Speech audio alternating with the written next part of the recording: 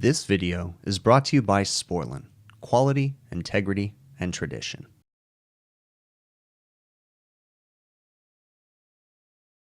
We have a waitress region not working. This is a 3-door with dressings all up on the top. They're complaining that the temps aren't right. So what I did was I actually put probes in there. So I've got a return and supply on each side. Return and supply. That way we can see if the evaporator coils are working. Now it just turned on right now. I have not gone on the roof as of yet, so we're going to get some temps on these to see what they're doing. All right, we are running. We've got 34, 31. There's a little bit of a discrepancy there, but we're going to give it a few minutes. But return air is the same, 37 on each return air, and then 30, 33. I think the coils are working, but we need to see what it turns on and turns off at. So we just need to give it a few minutes and watch it and see what's going on. I think both TXVs are working. So at this point, what I'm doing is I'm watching the unit as it's naturally cycling. I'm using my wireless probes and I'm watching that the temperature controller, even though it's set in the 30s, is coming all the way up to 43 degrees before all of a sudden it kicks in. So we've got a bad control. All right, so this guy's clearly coming way too high up in temp. We're getting way into the 40s, but the temperature controller set for almost 30 degrees, so we've got a failed temperature controller on this. And this happens over time. They drift as they start to go bad. Now, technically, you could probably turn it a little bit colder and it might get them a little bit more time, but in reality, it's inevitable that that control is going to fail. More than likely, it's slowly losing its gas charge that's in the sensing bulb, and it's just kind of a slow process. So we're going to go ahead and replace that control, and we'll probably go ahead and put in a digital control that has built-in defrost. This thing comes in really handy when you want to bring stuff into the restaurant. If you don't have a cart, if you want to take stuff on the roof, I've loaded this thing with tons of stuff, so it's really nice. It is the Vito CTXL, and it just seems to take a licking and keep on ticking, kind of, if you know what I mean, Vern. I predict that new evaporator coils are going to be in their future. Now this one, the TXV, just looks like it's trashed, but I guarantee, even though that coil has a coating, that in the sides it's deteriorating. I wouldn't be surprised if it's not leaking. But yeah, we're going to remove that temp control, put in a digital.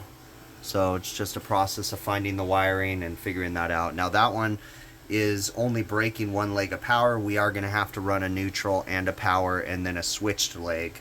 So we'll have to redo some of the electrical, but it shouldn't be too hard. It was just easier to just unwire everything and start over. I pulled out the solenoid coil because when I installed these, I used it as a junction box. So we're going with a 4-wire cord. We just taped off the ground wire because there's nowhere for a ground on these things anyways. So that way we got 4-wire, putting this together, and then we'll have to figure out the rest once we get it mounted. And I'm trying to utilize there because I don't have any of this 4-wire cord, but this was on the old control and there was excess in there, so I think I can utilize what's left. Stainless steel can be tricky. Sometimes a tech screw will go through it, sometimes it won't, so it's easiest to just drill it with an 1/8" drill bit and then put a tech screw in. Also though, look at this wall. The whole thing's freaking moving, the whole structure of this box. It's sad because anything they replace this with will not cool as efficient, but the whole integrity of the box is falling apart. I'm not completely in love with it, but it's functional and it'll work. It's all zip tied up. Nothing's going to rub out. Made sure of that. We're good. I still got to secure the sensing bulb and that extra cord. When I originally installed these coils a couple years back, I prepped them at the shop. So there's a solenoid valve in each coil, but one single temperature controller, and then the wires run in that COM conduit right there. So I had to set it up with power coming into here, going to each solenoid valve, and then also a dedicated independent power going to the fan motors too. So it looks like it clicked on, so we're going to put the cover back on, secure that wire, and then check the temp splits again, and then go up on the roof and look at the condensing unit. Alright, the cover's put back on, temperature controller's mounted, sensing bulb's mounted all the way underneath the coil off the back wall, so nice and secure. So we're gonna set this up, put the probes back in, and then like I said, jump onto the roof and check the operation up there. All right, this condensing unit controls their bar and their waitress region, okay? We've got a clear sight glass honestly, I don't really see any reason to put service gauges on this guy if we've got a clear sight glass, hot discharge, cool suction. Don't see the need. So we're gonna jump over and look at the defrost clock. It's a shame because in my opinion, these were the best condensing units ever built, and they don't make this style anymore. They totally changed their footprint, Tecumseh did. These things were dang near bulletproof. They had all the right components in them, factory installed, suction filter dryers, liquid dryers, head pressure control valves, pressure ports for the head pressure control valve. Like, everything about these things was awesome. Accumulators factory installed. I loved these things, and unfortunately they changed them, so it is what it is. It's a dying thing, you know, the quality that these things were. But anyways, this unit has got a defrost clock, and again, it controls the bar and the waitress reach-in. So we can't turn the defrost clock off completely because we need it for the bar reach-in still, okay? Until we eventually convert the bar reach-ins to a control that has self-defrost. But what I will say is their waitress reach-in is the most used reach-in here. The bar reach-in, not so much. So what I'm gonna do is actually eliminate the defrost during the day and only have a long defrost in the middle of the night. That way the control, you know, that way it's not fighting itself, because I set that temperature controller up for 6 defrosts a day for 15 minutes each. So I'd hate for this to go into a defrost and then that to go into a defrost down there. Then that would cause temperature issues. So it's not ideal, but it is what it is, right? So I'm gonna go ahead and eliminate the daytime defrost and just do a couple in the middle of the night and make them for a really, really long time. All right, big picture stuff here. This contactor, I just pulled the cover off to investigate it because I saw the white residue on the outside. The whole inside is completely full of sand and pitted out, so we're gonna swap that out too real quick. Again, preventive, right? This is big picture diagnoses as usual. It's kind of the nature of the beast. You see the sand, they have sand everywhere. I mean, look at it, there's a giant sand dune right there. This stuff just blows. So we end up going through condenser fan motors and contactors pretty often, usually once every year, if not every 2 years, we gotta change the contactors. If you look at this one, I mean, it's inevitable that one's gonna be full of sand too, but I mean, the sand is, I don't know if you guys, you probably can't see that, but the sand is just coming out of this thing and it's all pitted inside. So we'll take it back for an autopsy. I'm gonna turn this guy back on. You know, I was gonna say, I love these units. The only thing I would have changed about them was they originally used Ronco pressure controls. And that's the only real big quirk I have with these units. Other than that, every other component was amazing. So that one's been changed to a pen. I find the Johnson controls are much better, and they're not the micro set ones. So basically, I use the controls that have the cut in and cut out pressure, and you don't got to do the math of cut in minus differential, whatever stuff. But yeah, other than that, we're good. Set the defrost for about 25 minutes, did 2 long defrosts in the middle of the night. That should be more than sufficient for their bar reach-ins. All right, so here's the contactor after I pulled it apart. And I want to talk about this a little bit, but first off, look at all the sand. And I've already shook out a bunch of sand on top of it, but it just still keeps coming out. But look at the points, okay? That's the points at which the contact touch, right? And 3 of these go on the top. It actually goes something like this. And then 3 of those go on the bottom. And then they make their contact, you know, like that. Boom, okay?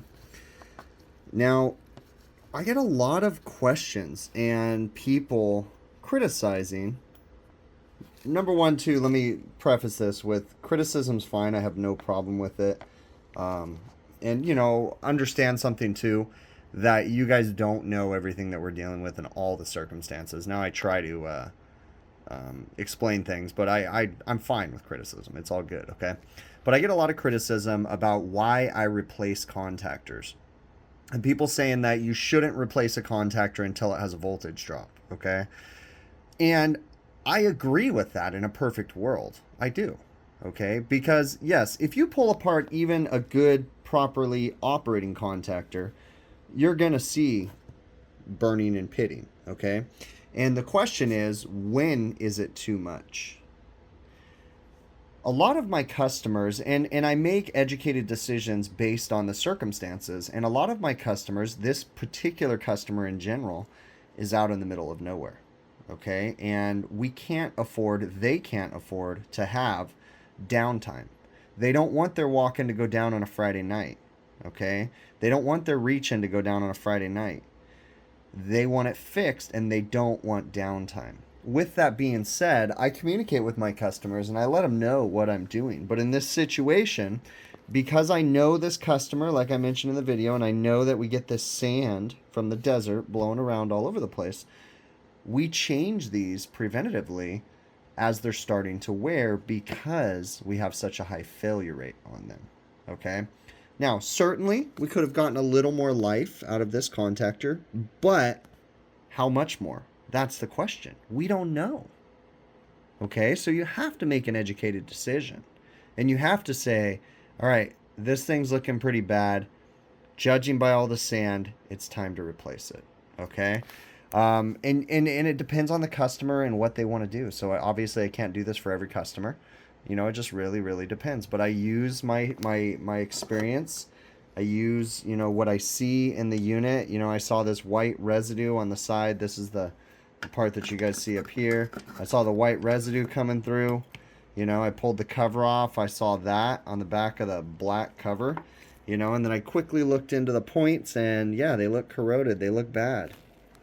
Okay, so we have to make those decisions. You guys can clearly see that it's worn out. All right, so that's it. So if I didn't make it clear in the video, I used a temperature controller that had built-in defrost. It was a Ketatherm temp plus defrost controller. So it's meant for air defrost. So it worked perfect in this situation.